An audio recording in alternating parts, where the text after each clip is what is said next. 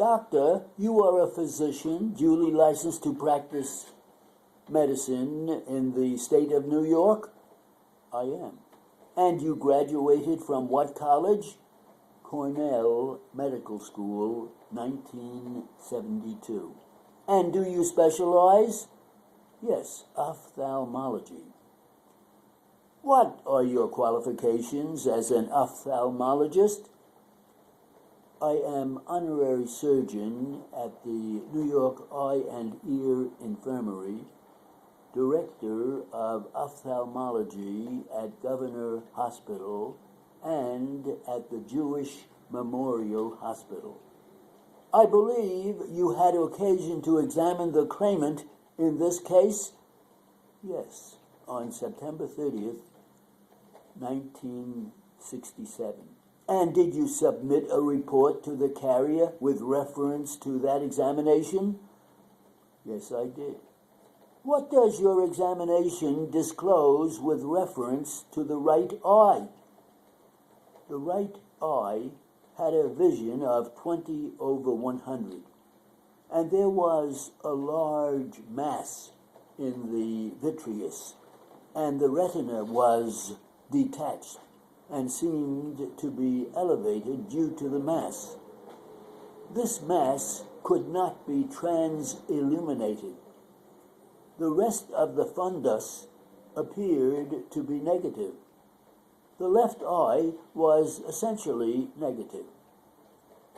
Doctor, were you able to come to a diagnosis? Yes. I only saw him once, and my diagnosis at that time was possible neoplasm of the right eye.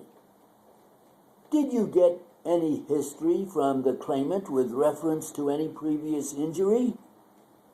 He said he fell off a table 4 feet high and struck the right side of his head against the leg of a desk. He also stated that in 2059 he was struck in the same eye with a bottle.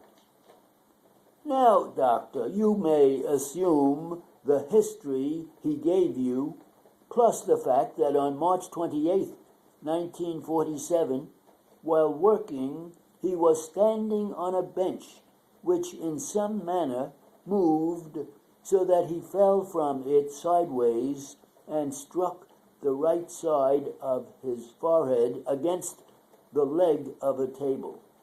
Now, as a result of that, he sustained a laceration of the right side of the forehead about 1/2 inch or so above the right eyebrow.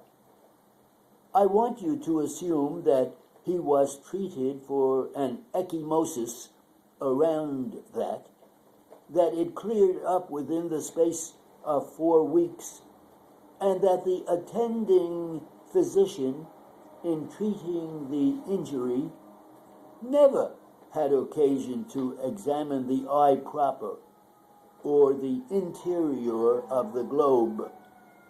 I want you to assume that following the injury of March 28, 2067, there were no symptoms, examination, or treatment of the eye proper till the middle of August 1973, when the claimant noticed that his vision was not as good as it used to be.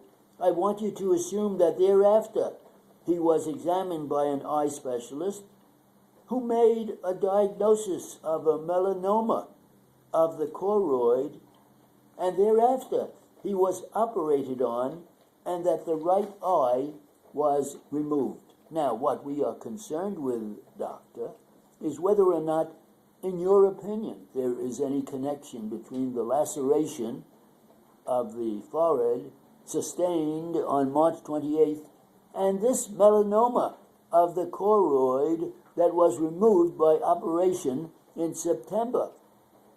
Well, it is my opinion that there is no relationship between the alleged accident and the pathological findings.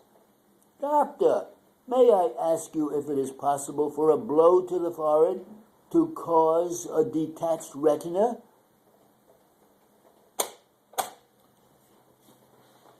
There you go, Mr. Doyle.